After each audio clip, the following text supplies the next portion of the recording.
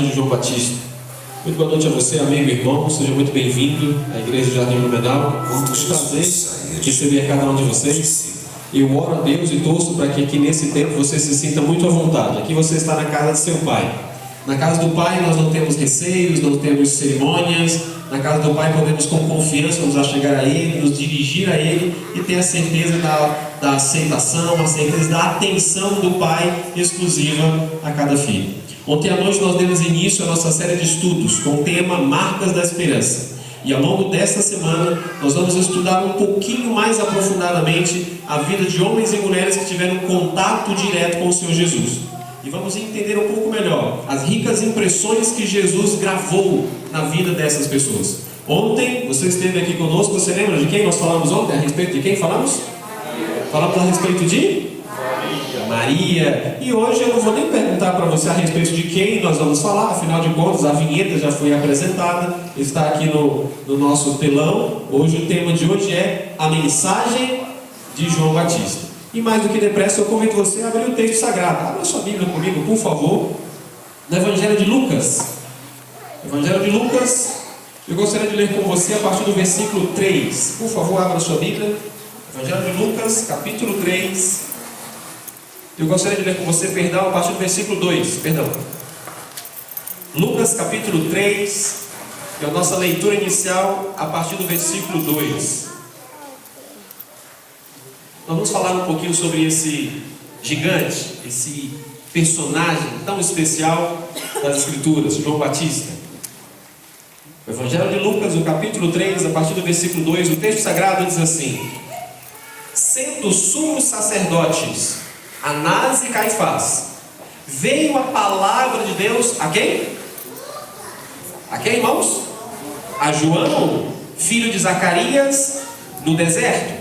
Ele percorreu toda a circunvizinhança do Jordão, pregando o batismo de arrependimento para a remissão dos pecados, conforme está escrito no livro das palavras do profeta Isaías: voz que clama no deserto, preparai o caminho do Senhor, endireitai as suas veredas. Nós vamos falar um pouquinho sobre esse personagem, irmãos, e nós vamos tentar mais do que depressa descobrir algumas características desse homem. E baseado nessas características, vamos tentar responder uma pergunta: quem era João Batista? Quem era esse homem? O texto sagrado não apresenta para nós aqui e agora detalhes pessoais a respeito dele. Alguém certa vez perguntou a João: és tu o Messias? A resposta de João foi enfática: não. És tu Elias? A resposta foi idêntica: não, não sou. És tu um profeta? E a resposta foi idêntica: não, eu não sou. Então eu não sou o Cristo, eu não sou Elias, eu não sou um profeta. E alguém pergunta: então dize para nós, quem és tu? Quem é você para que creiamos na tua pregação? O texto bíblico diz que ele percorria toda a circunvizinhança, pregando arrependimento e mudança de vida. E as autoridades religiosas de seu tempo perguntavam: quem é você para que creiamos em suas palavras? A resposta de João apresenta rapidamente uma faceta de seu caráter. Ele simplesmente diz: eu sou uma voz. Apenas isso. Eu sou uma voz que clama no deserto. Como pregador gostaria que o seu púlpito fosse no deserto? Como pregador, aqui nós temos vários pregadores, né? O Ronaldo, o pastor Bonfim, Anderson, o irmão Brandão, o irmão Ricardo, que é pregador também. Temos outros pregadores também entre nós, né?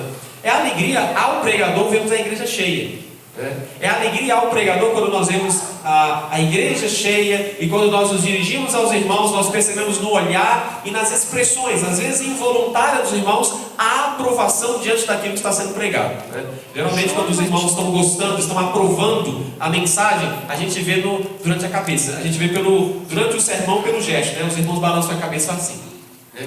Aquele olhar de aprovação, aquele sorriso discreto, mas estão gostando daquilo que estão ouvindo. Mas João pregava de maneira diferente. O seu púlpito era no deserto. Mas observe, irmãos, que mesmo o texto bíblico dizendo que ele era apenas uma voz que clama, onde? No deserto.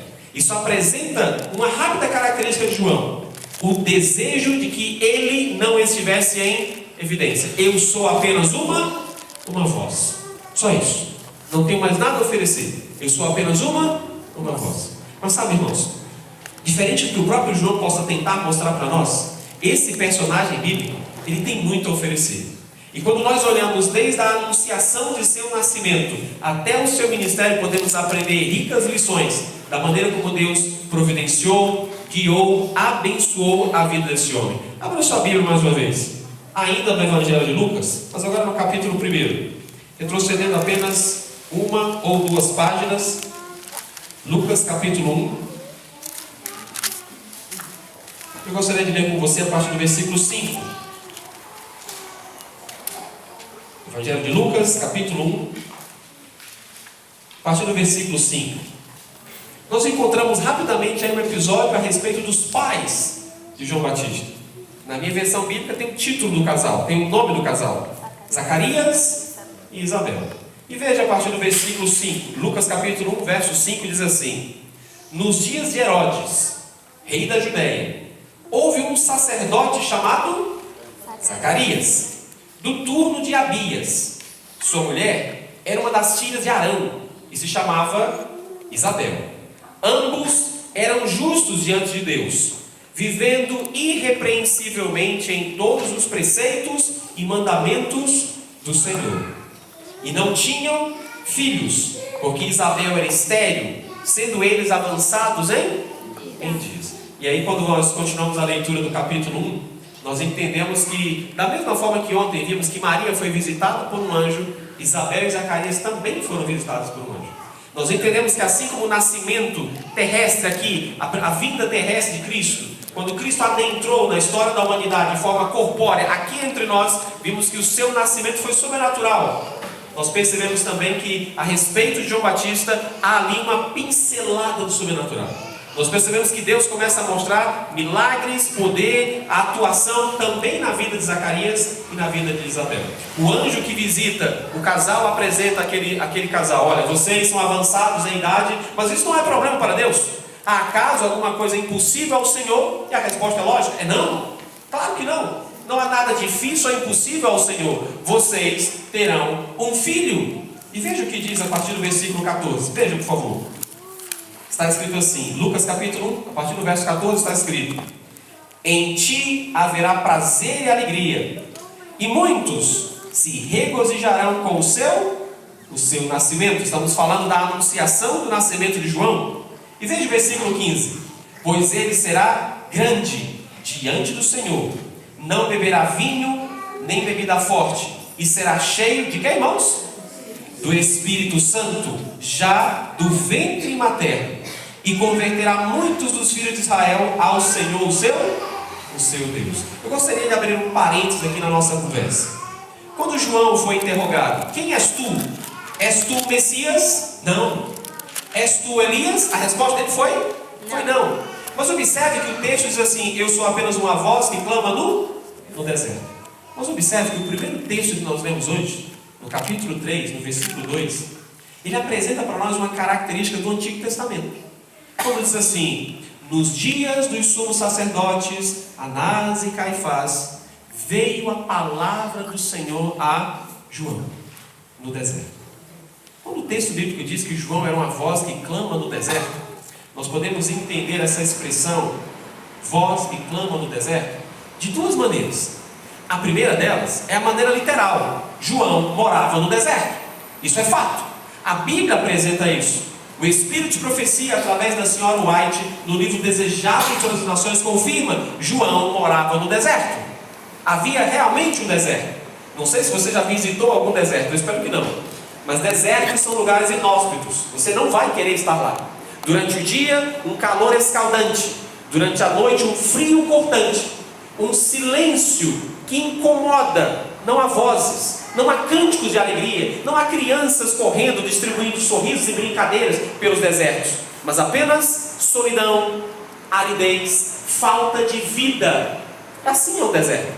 Mas nós entendemos que João morava no deserto. Ele escolheu esse ambiente para ser recluso, para a sua meditação, para ali estudar e aperfeiçoar-se nos caminhos de Deus. Mas João não era alheio ao que acontecia na cidade ao seu redor. Daqui a pouquinho veremos isso. A primeira ideia que temos de João viver no deserto, a voz que clama no deserto, é que de fato havia um deserto e João morava lá. Mas é claro, irmãos, que a segunda aplicação que nós podemos entender dessa declaração, voz que clama no deserto, nós precisamos lembrar que há 400 anos não havia revelação direta de Deus. A voz do Antigo Testamento havia sido silenciada. Aquela expressão, né? Veio a minha palavra do Senhor, que foi repetida por Isaías, por Jeremias, por Zacarias e tantos outros profetas do Antigo Testamento. Há 400 anos não se ouvia essa expressão. Veio a minha palavra do Senhor. Mas quando nós chegamos em João, a primeira impressão que temos dele é: nos dias dos sumos sacerdotes Anás e Caifás, veio a palavra do Senhor a João. E Deus começa a se manifestar através de João. Só que antes mesmo de João dar o ato da graça e adentrar no cenário da história humana, Deus começa a se manifestar. E eu gosto muito da expressão revelação, né? Deus começa a se revelar. E eu acredito, irmãos, que a revelação de Deus ela é progressiva. Deus nunca se revela de uma vez. Ele nunca chega na nossa vida dizendo assim: oi, muito prazer, eu sou Deus e agora você sabe tudo sobre mim. O relacionamento de Deus conosco é muito parecido com o relacionamento de marido e mulher, né? Você não casou no mesmo dia que conheceu sua esposa. Ou casou? Não, né? Houve um período, houve um preparo. E durante esse período, alguns muito tempo, outros bem menos tempo, houve o conhecimento. O relacionamento foi ficando um pouco mais sério. Descobriu-se detalhes uns sobre os outros, e de maneira tal que descobriu-se que se amavam e desejavam ficar juntos pro resto da vida. E louvado seja Deus por isso. Mas pouco a pouco revelações foram sendo feitas da personalidade, do caráter, das vontades uns dos outros, né? Ele, ela e ele. Deus ao longo da história vai se revelando aos poucos. E observe que Deus se manifesta através do seu anjo, a Zacarias e a Isabel. O filho que vocês terão será grande, e o Espírito do Senhor estará nele. E olha só, irmãos, o que o restante do texto nos diz, né? Ainda no Evangelho de Lucas, no capítulo 1, no versículo 50, finalzinho do capítulo 1 diz assim: o menino crescia e se fortalecia em espírito, e viveu nos desertos até o dia em que havia de manifestar-se a Israel. Literalmente um deserto, e literalmente um homem cheio do Espírito Santo.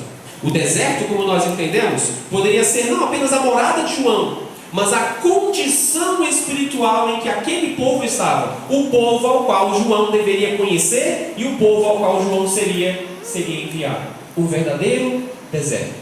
400 anos sem revelação divina, 400 anos sem um profeta autêntico, o profeta de Deus entre eles. Agora veja, irmãos, o que nos é dito no livro Desejado de Todas as Nações. Me acompanhe aqui, por favor. Leia comigo. Dedicado a Deus como nazireu desde o nascimento, estamos falando de João, fez por si mesmo o voto de uma consagração de toda a vida. Vestia-se como os antigos profetas, de uma túnica de pelo de camelo, presa por um cinto de couro. Comia gafanhotos e mel silvestre, achado no deserto. Bebia água pura que vinha das montanhas. E Ellen White continua nos dizendo: a vida de João não era, entretanto, passada em ociosidade, em ascética tristeza. Ele morava no deserto, e alguém pode dizer: o que se faz no deserto? João trabalhava muito. Ele não vivia isolado, ocioso, em isolamento egoísta. Ia de tempos a tempos misturar-se com os homens, e era sempre observador interessado do que se passava no mundo. De seu quieto retiro, vigiava o desdobrar dos acontecimentos. Com a iluminada visão facultada pelo Espírito Divino, o que João fazia, irmãos? Estudava o caráter de quem? Dos homens. E sabe por que João estudava esse caráter, irmãos? Porque era um observador tão atento, tão vivo. Porque João sabia que chegaria um momento em que ele teria contato direto com essas pessoas. E era o objetivo de João entender o caráter, a fim de saber como lhes chegar ao coração com a mensagem do céu. Desde cedo João entendeu: eu sou um mensageiro de Deus. Apenas uma voz, mas uma voz que Deus precisa e quer usar a seu favor. Se perguntarem a você quem era João, eu recomendo que você responda de maneira bem simples: um homem cheio do Espírito Santo, um instrumento de Deus, que com antecedência preparou o caminho para a vinda de Cristo. Deus, o Pai, foi se revelando através de João, até que chegou o momento de se revelar através de seu próprio Filho. E aí nós entendemos que a revelação de Deus chegou ao máximo através da pessoa de Jesus Cristo. Nós entendemos, irmãos, a respeito de João, aquilo que o próprio Cristo disse a ele, a respeito dele. Em Mateus capítulo 11, verso 11. Você pode ler para mim? Está escrito? Leia para mim, por favor. Entre os nascidos em mulher, ninguém apareceu maior do que João Batista. Mas o menor do reino dos céus é maior do que ele. Durante muitos anos eu fiquei inquieto com essa declaração agora, né? Dos nascidos de mulher, ninguém é maior do que João. Aí eu ficava pensando assim, mas peraí, raciocine comigo. Quantos milagres João Batista operou? Quantos livros na Bíblia foram escritos por ele? Tem a chancela de João Batista. Quantos livros são assinados por ele? Aí alguém vai dizer assim, mas tem o Evangelho de João. Não é esse João não, tá? Esse é o João Evangelista. Estamos falando do João o Batista. Veio antes do João Evangelista. Mas ele quer dizer que ele não houve um milagre registrado. Não há um livro sequer da autoria de João. O que mais que nós podemos esperar de um profeta? Visões, profecias, revelações? O que há na Bíblia que nós podemos atribuir a João Batista? Me ajuda. Por que Cristo, se referindo a João, diz: dos nascidos de mulher, ninguém é maior do que João?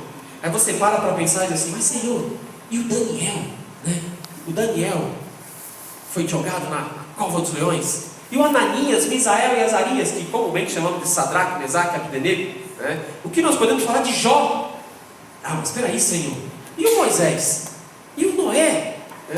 E Isaías, e Jeremias, e tantos outros, né? E após mesmo João Batista, Paulo, João, que escreveu o Apocalipse na ilha de Patmos. Mas será que não há uma injustiça nisso aqui? O que vocês acham?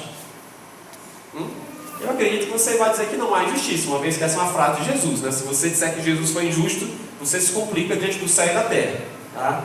Agora, como entender essa declaração de Jesus? Eu gosto muito do que Paulo escreve, quando ele diz assim: vindo à plenitude dos tempos, Deus enviou o seu Filho.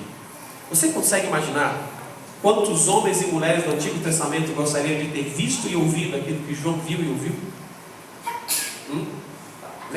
Lembra daquela galeria da fé, dos heróis da fé, em Hebreus capítulo 11, quando diz assim: pela fé Abraão, pela fé Moisés, pela fé Isaac, Jacó, e aí a galeria de honra vai transcorrendo, e muitos nomes de heróis e heroínas do Antigo Testamento são mencionados ali. E eu fico emocionado todas as vezes que eu leio Hebreus capítulo 11, porque eu penso que a lista não acabou, né? Eu penso que no dia do grande encontro de todos os filhos de Deus, de todas as épocas e lugares, aqueles heróis da fé, da Bíblia, eles olharão para nós e dirão que nós somos os seus heróis.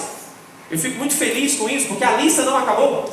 Mas observe que a lista de heróis da fé, lá de Hebreus capítulo 11, termina dizendo assim: todos estes contemplaram ao longe a promessa. Todos esses não receberam, não viram o cumprimento da promessa. Morreram na fé, na esperança, mas eles não viram concretizada a promessa. João, ele pode dizer que ele é o elo entre o Antigo Testamento e o Novo Testamento. Todas as profecias, todos os anúncios da vinda do Messias. E agora João estava ali, vestido como um profeta do Antigo Testamento, cheio do Espírito Santo, o mesmo Espírito que dotou e capacitou os profetas do Antigo Testamento, mas com uma diferença: aquilo que os profetas do Antigo Testamento apenas sonharam, João estava vendo o Messias entre nós. Você consegue entender a grandiosidade disso, irmãos? João viu o Filho de Deus entre nós. E João foi além. A João foi dado o privilégio de batizar o Filho de Deus quando esse esteve entre nós. A João foi conferida também a honra de anunciar o Filho de Deus, ao dizer aquelas palavras que todos nós sabemos, né? Eis quem? O Cordeiro de Deus. E anuncia a sua missão, que tira o pecado do mundo. É por isso que Jesus, se referindo a João, sabendo quem ele próprio era, Cristo, o Filho do Deus Altíssimo, o Salvador da raça caída, ele anuncia a si mesmo, mas ele anuncia a João: dos nascidos de mulher, ninguém recebeu maior honra do que João. Mas João é um servo. Ele veio para servir. Ele fala de si mesmo como sendo apenas uma voz. E aí Jesus acrescenta: mas o menor no reino dos céus é maior do que ele. E esse não é o princípio do reino dos céus? Não é assim que Jesus anuncia? Quem quiser ser o maior, esse seja aquele que serve. Então Jesus diz: João é o maior dos homens, mas diante do reino dos céus, por ser servo de todos, ele exerce função grandiosa. O céu o olha com grandeza. Nós entendemos quem é João. Alguém que a Bíblia reverencia, alguém que o próprio Cristo reconhece a sua importância e a sua missão. Agora, uma vez que João tinha uma missão, ele era um pregador, era uma voz que clamava. Agora a pergunta é: João clamava a quem? Ele pregava a quem? Quem era a audiência de João? Louvado seja Deus, porque a Bíblia revela isso para nós. Veja ainda em Lucas capítulo 3. Abra sua Bíblia mais um instante. Lucas capítulo 3, a partir do versículo 7. Lucas, o Evangelho de Lucas, capítulo 3, e a nossa leitura a partir do versículo 7. João era um pregador, cheio do Espírito, com uma mensagem de importância, uma mensagem de tempo, de urgência. Mas ele pregava a uma audiência. E quem era o povo que estava ali para ouvir João? Lucas capítulo 3, a partir do verso 7, nos diz assim: dizia ele, pois, às multidões que saíam para serem batizadas: gente boa. É assim que está aí? Não. Vocês são as coisas mais lindas de Deus. É assim que está aí? Não. Como é que está escrito aí, irmãos? Raça de víbora. Raça de víbora. Que pregador estranho esse, né? Jura, como é que um evangelista faz? Você já viu um evangelismo desse, né? Em que o povo está ali reunido e o evangelista quer que o povo seja batizado, né? Parece um evangelismo ao avesso, né? As meninas que trabalham na União já conheceram alguns evangelistas, né? Já viram evangelistas trabalhando assim? Pastor Rafael Rossi, pastor Alejandro Bulhon, não sei se o pastor Abdala hoje trabalha assim, né? Pelo menos até o ano passado, quando eu trabalhei com ele não era assim, né? Mas que evangelismo é esse? Evangelismo ao avesso. Parece que eu não quero que o povo seja batizado. A impressão que dá é que eu não quero que as pessoas se convertam. Olha, vocês são raça de víbora, vocês vêm para serem batizados, mas não deviam vir. O que vocês querem aqui? E observe que não era João que ia em busca das pessoas. As pessoas iam até o deserto. E eu fico pensando, desculpa o que eu vou dizer para você, é uma expressão lá do Nordeste, né? Eles levavam tanta pedrada de João, mas mesmo assim eles iam à procura de João. Mas João, não esqueça, irmãos, era um instrumento do Espírito. E como tal, João não tinha nenhuma preocupação em dizer às pessoas aquilo que elas queriam ouvir. E aqui eu quero dar um recado aos meus irmãos e amigos que são pregadores. Em muitos lugares, princípios sagrados têm sido negociados. Eu vou dizer para você um motivo muito sério. Porque em muitos lugares nós temos pregadores frouxos. Isso é muito sério. Pregadores que preferem dizer assim: bom, eu não vou falar isso porque vai ferir esse ou aquele ou aquele. Tá? E o objetivo da pregação não é de fato ferir esse ou aquele irmão. Não é esse o objetivo da pregação. O objetivo da pregação é exaltar a palavra de Deus. Mas muitas vezes a palavra de Deus irá nos corrigir. E nem sempre é fácil ser o instrumento da correção e nem sempre é fácil ser o corrigido. Mas, meus irmãos, precisamos pregar a palavra. E não precisamos nos preocupar se as pessoas vão gostar do que vão ouvir. Essa não é a missão do pregador. A missão do pregador é anunciar o que as pessoas precisam ouvir. E muitas vezes o doente precisa de um remédio amargo. Às vezes, algo bem doce, bem leve, né? Que nos faz sorrir e nos alegrar. Mas em outros momentos, o remédio tem que ser amargo. Palavras duras, sérias, mas principalmente temperadas pela graça e pela misericórdia. Amém. João é apresentado aqui como um pregador sério, um pregador duro. E continue a leitura comigo. Lucas capítulo 3, verso 7 diz: dizia ele, pois, às multidões que saíam para serem batizadas: raça de víboras, Quem vos induziu a fugir da ira vindoura? Produzi, pois, frutos dignos de arrependimento. E não comeceis a dizer entre vós mesmos: temos por pai Abraão. Porque eu vos afirmo que destas pedras Deus pode suscitar filhos a Abraão. E o texto do versículo 9 é muito sério, diz: e também já está posto o machado à raiz das árvores.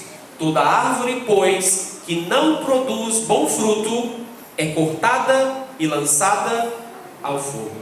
Você consegue entender nesses poucos versículos qual o motivo da seriedade da pregação de João?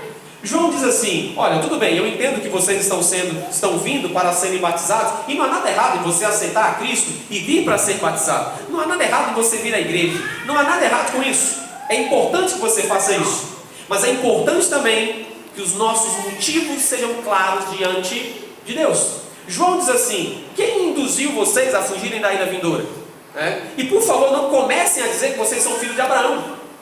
Vocês lembram, irmãos? Qual foi o grande pecado de Israel? O grande erro de Israel? Por que aquele povo se tornou uma nação que recebeu tantos privilégios de Deus Todo-Poderoso, mas ao longo do tempo se tornou uma nação rejeitada? Por quê? A arrogância espiritual é um problema muito sério. Nós olhamos para aquele povo que recebeu tantos privilégios, e aquele povo chegou um momento que se achava merecedor de todas as dádivas, toda a graça e privilégio dados por Deus.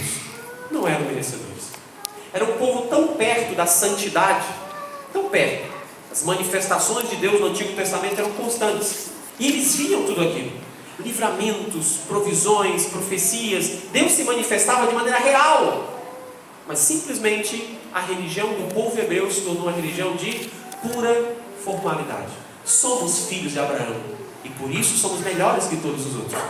Será que nós, em nossa geração, em nossos dias, nós não corremos também o mesmo risco de achar que, por sermos tão privilegiados, o povo que o Filho do próprio Deus veio salvar, todos nós achamos lindo e maravilhoso o fato de Cristo vir à terra, morrer pelos pecadores, gostamos disso, e nós começamos a achar que a religião é só isso. Começamos a achar que esse privilégio é algo que nós merecemos. Você não concorda que hoje nós podemos correr o mesmo risco de que a nossa religião seja simplesmente uma pura formalidade? Você pensa assim? Eu perguntei algumas vezes a alguns irmãos: por que você é adventista? A resposta de alguns foi interessante, Eu escutei alguém dizendo assim: eu sou adventista porque eu sou a quinta, a sexta ou a sexta geração de adventistas na minha família. Louvado seja Deus! Mas essa não era a resposta que eu esperava ouvir. Por que você é adventista? Porque meu pai foi. Então você não escolheu, você herdou. A gente pensou realmente quais são os nossos motivos? Estamos acostumados em servir a Deus. Estamos acostumados com as coisas sagradas, e quando ficamos acostumados com as coisas sagradas, elas não enchem mais nossos olhos, elas não encantam mais o nosso coração, elas não fazem mais o mesmo efeito de antes. Por quê? Simplesmente se tornou uma formalidade. Amigos, precisamos admitir: corremos o mesmo risco de cair numa religião puramente formal.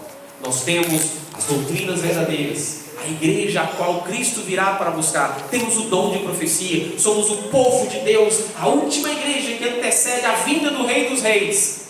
Tudo isso é verdade, mas precisamos tomar muito cuidado para que nós não caiamos no simples formalismo e dizer: somos o povo de Deus e por isso estamos bem. Religião de formalidade é perigosa.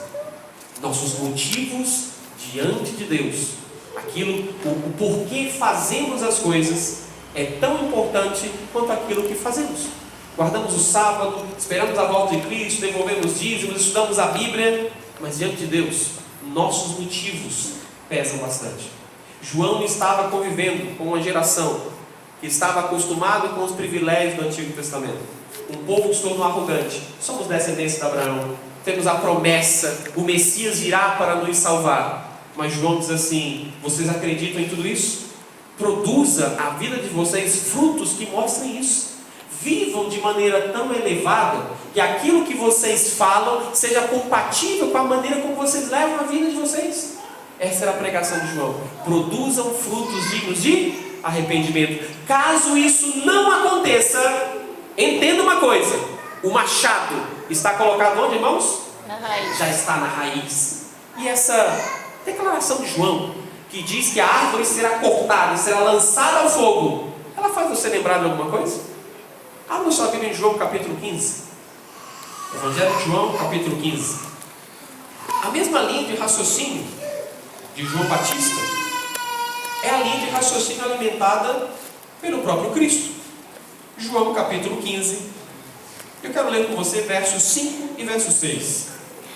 João capítulo 15, versos 5 e 6. Olha só o que Jesus diz. Aqui agora não é João, é o próprio Cristo. Jesus diz: eu sou a videira, e vós, os ramos. Quem permanece em mim e eu nele, esse dá muito fruto, porque sem mim nada podeis fazer. Agora veja o versículo 6. Se alguém não permanecer em mim, será lançado fora, à semelhança do ramo, e secará. E o apanham, lançam no fogo, e o que acontece, irmãos? E o queimam. Você percebe alguma semelhança entre a mensagem de João e a mensagem de Jesus? O tom da urgência, o tom do juízo. Você precisa estar unido à árvore, precisa dar fruto. João diz: produza a vida de vocês fruto digno de arrependimento. Se isso não acontecer, é apenas formalidade, é apenas da boca para fora. E Jesus, na sua sabedoria, ele usava termos simples para ensinar ao povo pérolas sagradas. Ele simplesmente diz: pelos frutos os conhecereis. E essa é uma grande verdade. Pelo fruto conhecemos uma árvore.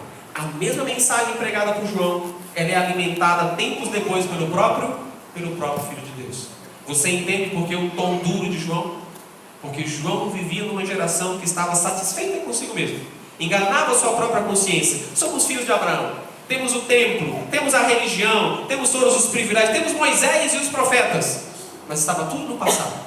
Eles próprios não viviam no mesmo nível de espiritualidade dos seus heróis do passado, e muito menos perto daquilo que Deus desejava. Precisamos cuidar de nós mesmos, irmãos, para que nós não venhamos a tropeçar no mesmo degrau em que o povo hebreu tropeçou.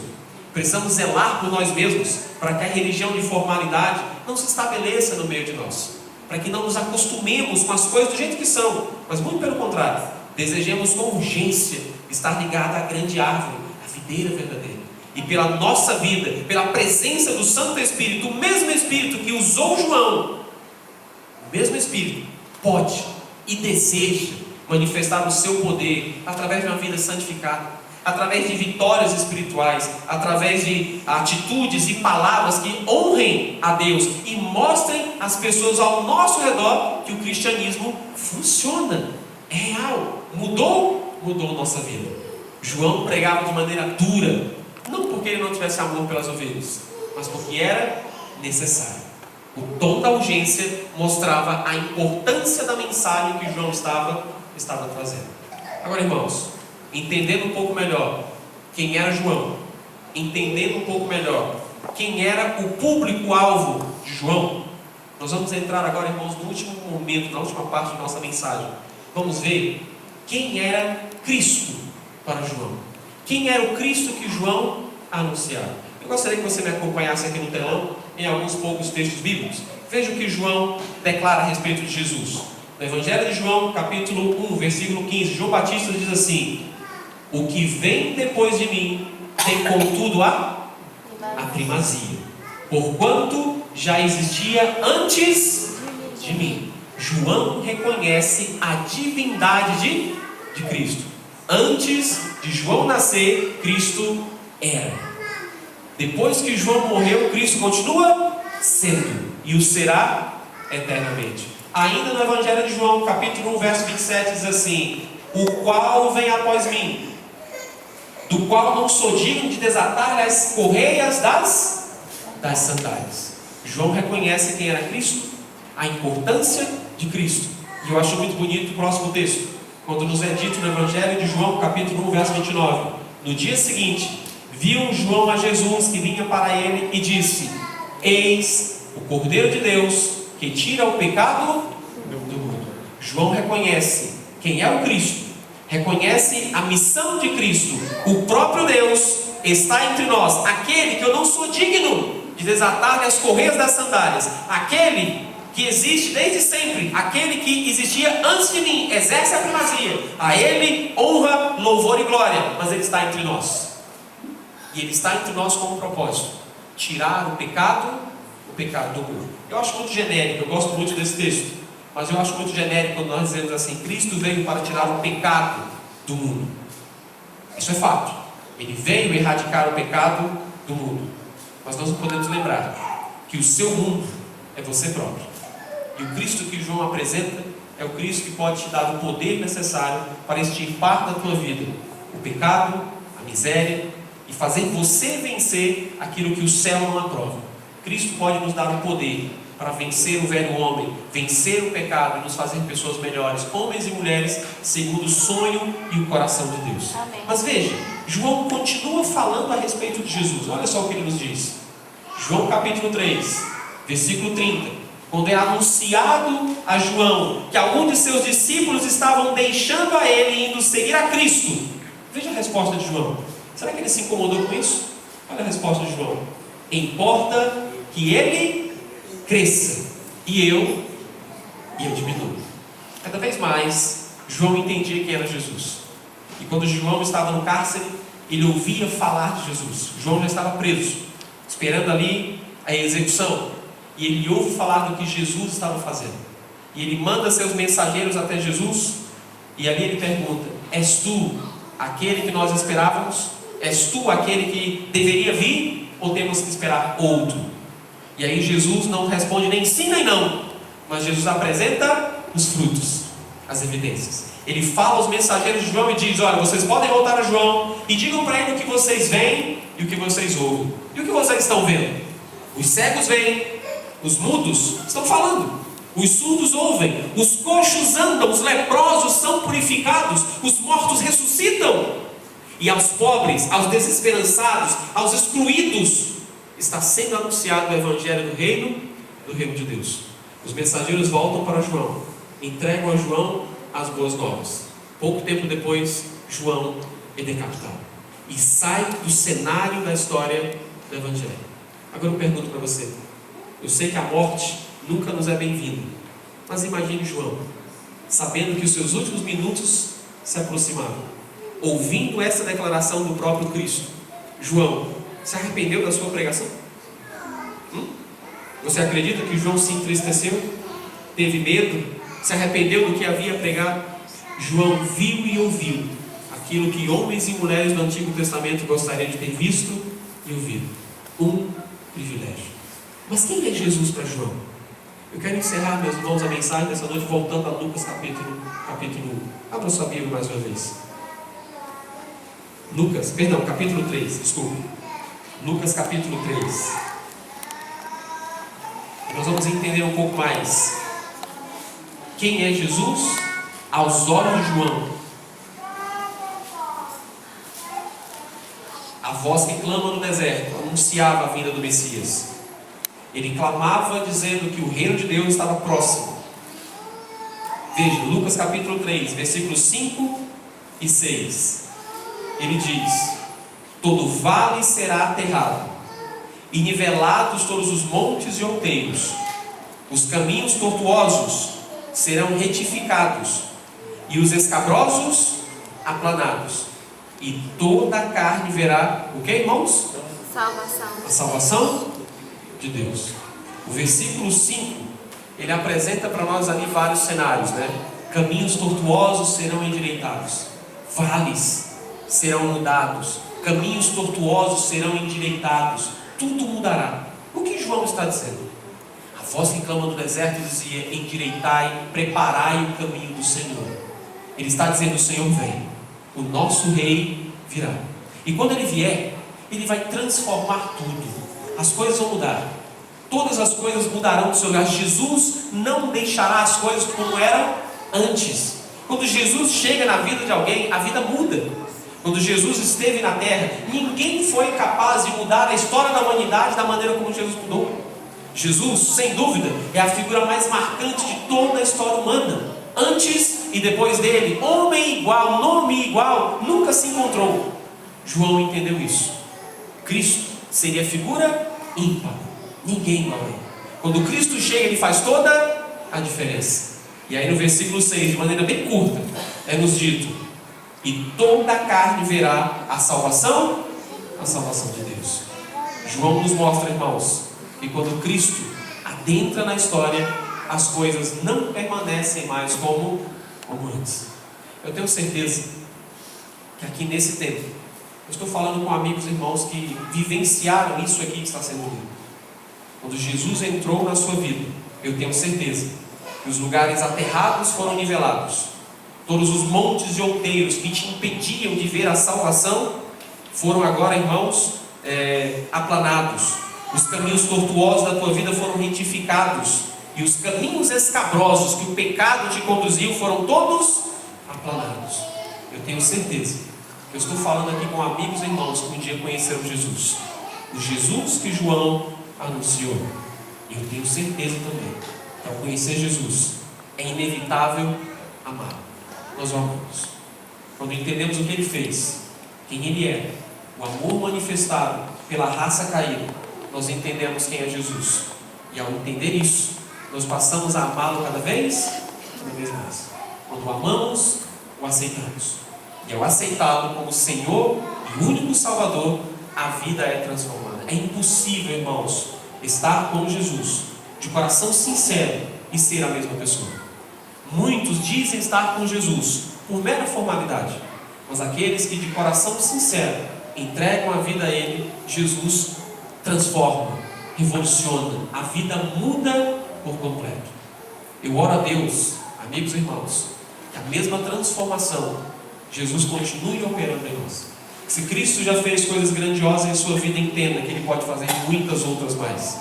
Cristo é o mesmo, ontem, hoje e o será eternamente. E esse povo que hoje, ao longo de nossa geração, em todas as igrejas e lugares, através da palavra pregada, através da internet, através dos programas de televisão, hoje estão ouvindo a mensagem de Jesus Cristo, todos podem ter a vida transformada pelo mesmo Jesus que João anunciou há 2000 anos no passado. E eu oro, irmãos, para que se cumpra em nossa geração. João capítulo 3, versículo 6. Você pode ler comigo mais uma vez? João capítulo 3, versículo 6 diz: e toda a carne verá a salvação de Deus, a começar por você e por mim. Hoje, você e eu podemos ver a salvação de Deus. Aquele que João batizou, aquele que ele anunciou, aquele pelo qual ele morreu, mas morreu em segurança, crendo que a salvação de Deus estava entre nós. Eu quero orar por você, meu amigo e meu irmão. Você que aceitou a Jesus como o único e suficiente Salvador, eu quero orar por você, para que a tua decisão não retroceda de maneira alguma. Haja o que houver, circunstância essa ou outra, não importa, que a tua decisão seja alicerçada dia após dia na maravilhosa pessoa de Jesus Cristo. Mas eu também quero orar por você, amigo que está conhecendo a Jesus agora, está entendendo um pouco mais a respeito da sua maravilhosa pessoa e sua missão redentiva. Eu quero orar por você, para que o mesmo Espírito que iluminou amigos e irmãos que um dia aceitaram a Cristo, o mesmo Espírito que imbuiu João de anunciar o Filho de Deus e pregar, esse mesmo Espírito ilumine tua mente e o teu coração e te dê toda a força necessária para que em pouco tempo você decida ao lado do Senhor Jesus e veja aqui mesmo na terra toda a salvação que o céu está providenciando a mim e a você. Você gostaria de orar comigo? Eu quero orar com você. Você pode ficar de pé? Vamos falar com Deus.